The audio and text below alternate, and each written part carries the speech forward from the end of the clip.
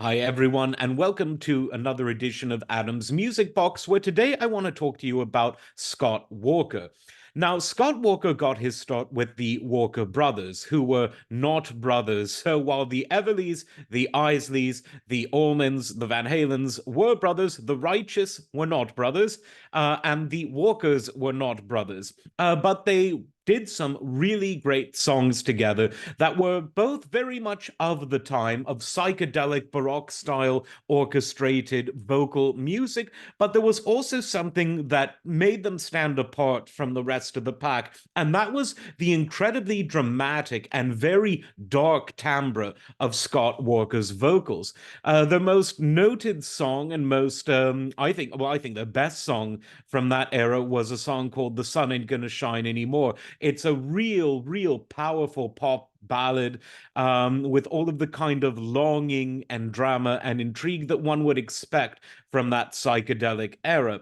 But it didn't take Scott, the lead singer of the Walker Brothers, to break out on his own in 67, and that began a string of four of his best solo albums, at least the ones that most people love the best. And they were appropriately titled Scott 1, Scott 2, Scott 3, and Scott 4, rounding out the decade. Now, there was something very unique about them in that they were difficult to place. On the one hand, they were in the traditional mold of your classic pop singer, that same tried and true format that, again, produced great hit makers like Bing Crosby, Frank Sinatra, Dean Martin, Perry Como, Andy Williams, Victor Moan, the list goes on. But unlike those singers who never strayed too far into the sort of rocky territory, let alone psychedelia, although they did do sort of big band or orchestral style arrangements of certain songs that were from that genre. Sinatra sang MacArthur Park, he sang George Harrison something, but they were still very much a genre that didn't embrace rock and roll in terms of its arrangements or instrumentations. Scott Walker, on the other hand, was the pop singer for the rock and roll generation, and he accomplished this in several ways. First of all, there were the arrangements. He was backed by a rock music band, rock musicians. So instantly, that sent a kind of auditory signal that while we're listening to someone where the vocals are front and center of the production, the music itself isn't the kind of backing that one would hear on an Andy Williams or Frank Sinatra record from 1967 or 68. This is in the rock genre. But it wasn't the kind of rock that was becoming popular. It wasn't hard rock, which was burgeoning in the late 60s. It wasn't psychedelic rock, though it owed a lot to psychedelic rock. It wasn't folk rock, though you could argue it owed something to that too. It was really this hybrid of classic vocal driven pop and all of these various ingredients that went into rock arrangements at the time. Now, Scott's voice on its own was absolutely incredible. And during short a cappella sections of his songs, you can really hear what an incredibly strong and distinctive voice he had. It was very much in the lower register, was a deep voice, and it had a kind of melancholic tone built into it. And it was this melancholic quality that Scott infused into his songs in terms of how he approached the music with intonation in mind, in terms of the arrangements that surrounded the vocals, and in terms of the songs he chose to sing. He mainly sung other people's songs, but he did write as well. And there was definitely a kind of otherworldliness to the melancholy of the stuff he sung. But at the same time, it wasn't so melancholic that it took away from the groovy and subtle psychedelics that were mixed in terms of ingredients. I'm speaking musically, of course, not in the literal sense, although, as far as some of his listeners are concerned, that's another matter. His career tended to decline as the 60s turned into the 70s, although he continued to produce very reputable albums from a musical and vocal standpoint, and the Walker brothers even reunited for a bit in the middle of the 70s. But Walker is someone whose pop albums, Scott 1, 2, 3, 4, were very laden with experimental tendencies, decided to totally change his musical image in the 80s and especially into the 90s. It was in 1984 that he released a very unique album, his first in 10 years, called Climate of Hunger. And then he waited almost another, well, more than another 10 years until 1995 when he came out with an even more experimental album called Tilt. Now, these albums were very much in the school of European minimalism, and they owed much more to avant-garde experimental music than they did to rock and roll or anything remotely resembling pop music. Without a doubt, by the 80s and into the 90s, Scott Walker had abandoned all pretenses of being a pop musician. And he continued then, usually recording very sporadically, once every 10 years or so, in this experimental vein.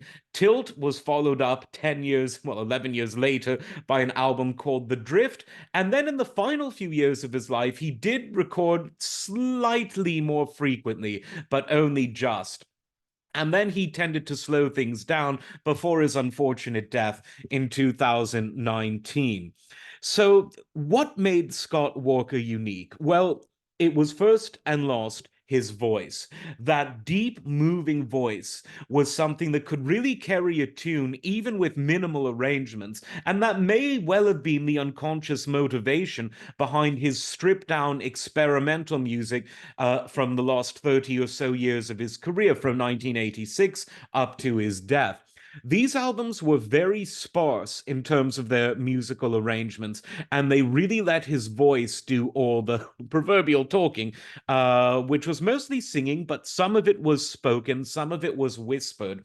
Um, I tend to think that the final albums of Talk Talk, Spirit of Eden and Laughing Stock from the late 80s and very early 90s may have owed more than a thing or two to the various experiments that Scott Walker did, not only in the mid 80s, but even the sort of poppy records that weren't really pop and certainly weren't cheerful records that he put out in the late 70s. The late singer of Talk Talk, Mark Hollis, was someone whose voice had similar timbres to Scott Walker. And although Scott Walker got his musical start in America, where he was born, he tended to sell a lot more records and do many more shows in the UK than anywhere else. And why that was the case is probably because the kind of atmosphere that he created was very much in tune with the kind of dark psychedelia and prog rock that was coming out of England at the time. Think things like the crazy world of Arthur Brown. Although Scott Walker's world wasn't so crazy and didn't require fire extinguishers, though the two voices of the men, Arthur Brown and Scott Walker, weren't all that dissimilar. So while he couldn't really fit into any musical mold, he kind of sort of just about fit into that. And so you see his influence in people like Talk Talk as they transformed from a kind of poppy new wave rock band into a much more experimental and minimalistic band. And you can really hear it elsewhere, even in some modern electronic music. Such was the influence of Scott Walker. And first pressings of that quadrilogy, if you will, of albums from the late 60s continue to be very highly sought after, not only because of the really interesting song selection, production, and Scott's peerless vocal quality, but also because of the really cool and evocative photography in the cover art. We see Scott Walker 3 pictured behind me here in this video. So why didn't he have more fame, and particularly why not outside of the UK? I would say the reason for this is he was difficult to place.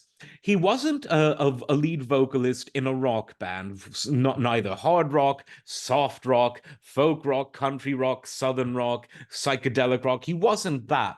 And he also wasn't a pop singer that you could introduce your parents or grandparents to. It was too melancholic, it was too experimental. Some in the generation that grew up with Bing Crosby, for instance, would definitely say it was probably too weird.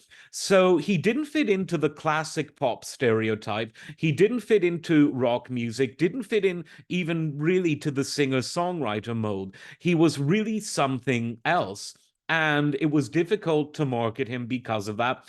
And his voice was one that also might not have sounded so great on AM radios, because it was a voice that was, it was deep, but it was also very quiet at times. Don't get me wrong, he could absolutely belt out a tune, but there was something almost restrained and tense about the presentation, but without ever making the listener nervous. But tension was high. You didn't know what lyric or even what style he was going to present from bar to bar of a song.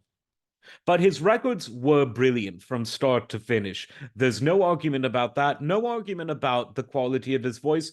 And he really needs to be saluted for someone, instead of retreating into the popular styles of the day or going on the nostalgia circuit, he went out there. He shot himself into musical space during a time when many of the people who rose to fame as vocalists, when he did, decided to do the cruise ships and the nostalgia circuit. He went the opposite. He made music towards the end of his career which could have never gotten on any radio station anywhere, except for maybe some of the ultra experimental radio stations that started springing up in Eastern Europe after the fall of communism. Interesting paradox there. Also big fans of Frank Zappa. Make of that what you will. So check out Scott Walker. Obviously, begin with his first four solo albums, listen to The Sun Don't Shine Anymore, and then work your way in to his experimental stuff. It will really be a trip, to say the least. Like, subscribe, and we will see you next time. Bye-bye. Take care.